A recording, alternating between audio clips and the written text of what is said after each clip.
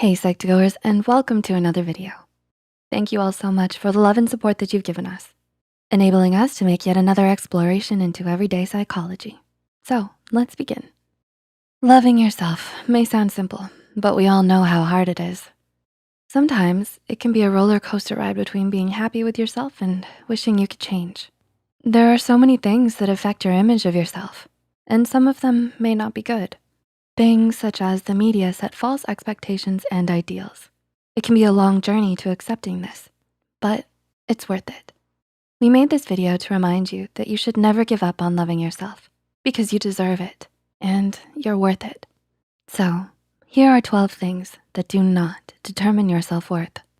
Number 1, your achievements. Can you relate to loving yourself so much when something goes well, but the second something goes wrong, your self-worth immediately takes a plunge?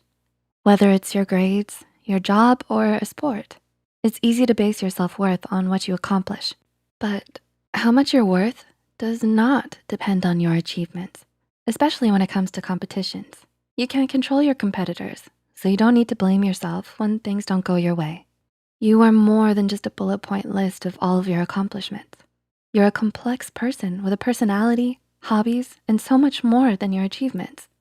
And it all makes you worth it. Number 2, your income and job. Are you second guessing your career? Do you often think of switching your job? While your job plays a big part in your lifestyle, it does not determine your worth. People who have less money aren't lesser than others, like society and the media sometimes portrays. Your job and income are sometimes the result of your situation. There are so many factors that influence them, like location, the economy, and competition. So they aren't really a reflection of who you are. Number 3, your childhood. Do you avoid thinking about your childhood? Do the memories make you uncomfortable? Your childhood may shape a lot of things about you, but it does not determine your worth. It's a phase well on its way out, and you mustn't let it overwhelm you. Your rough childhood does not define who you are.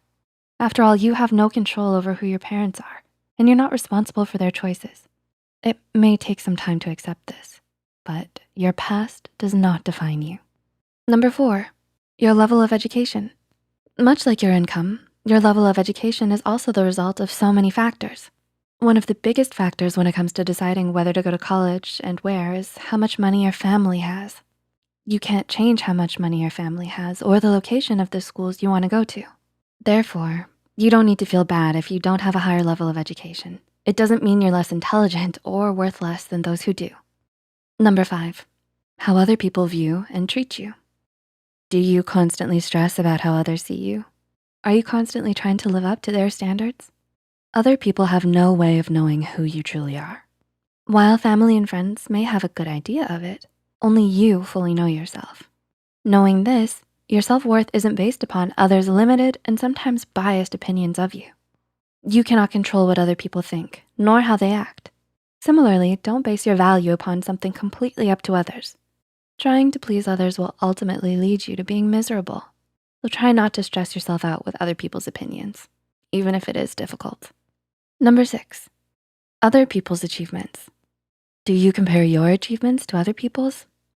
It's okay because everyone does that occasionally.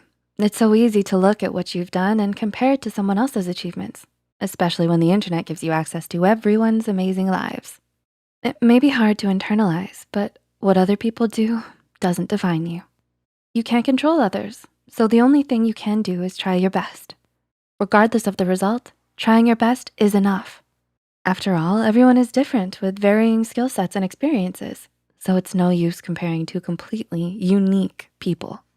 Number 7, your appearance. Are you unhappy with some physical feature of yours? Is there anything you wish you could change about your appearance? Chances are the answer is yes.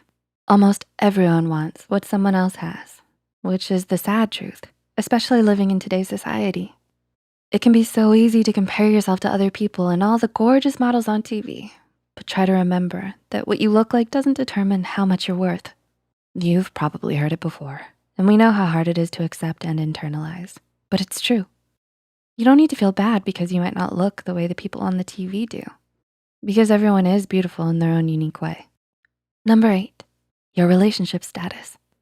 Are you still looking for the one, but it seems like everyone you know is getting hitched? Nowadays, there's so much pressure to have a significant other and a picture-perfect relationship. It can feel as if you constantly need to be pursuing someone out of fear of being a desperate, lonely single. However, there's nothing wrong with being single. It doesn't make you less of a person because it means you're taking more time to focus on yourself and what you wanna do. You will only go for it when it feels right. While a relationship may be nice, it's not something you need to have to be valued. 9, the number of friends you have. Do you value quantity over quality when it comes to friends? Or is it difficult for you to keep up with your circle of friends? Having more friends doesn't measure what kind of person you are. If you only have a few, it doesn't mean you're not sociable or kind, but it means you have a specific taste in people, which isn't a bad thing. You're invested in finding friends who understand and care about you. On the other hand, having more friends doesn't mean you're shallow and only interested in popularity. It means that you're friendly and open to new people. The number of friends you have doesn't say anything about your self-worth. Rather, it's the quality of your friends that really matters. 10, your social media status. Are you an avid scroller? Do you post on social media habitually or occasionally? With the amount of emphasis on social media, the world seems to revolve around how many likes you get. There is so much pressure to have a picture-perfect, aesthetically pleasing life. However, your worth is not measured by how many people like your posts. Social media is for sharing parts of your life and forming connections with people. So while getting likes may give you satisfaction, it doesn't determine your self-worth. Social media should be fun and uplifting, not a tool to gain validation. You are valid and worthy, regardless of your social media status. Number 11, your age. Both old and young people are often judged due to their age.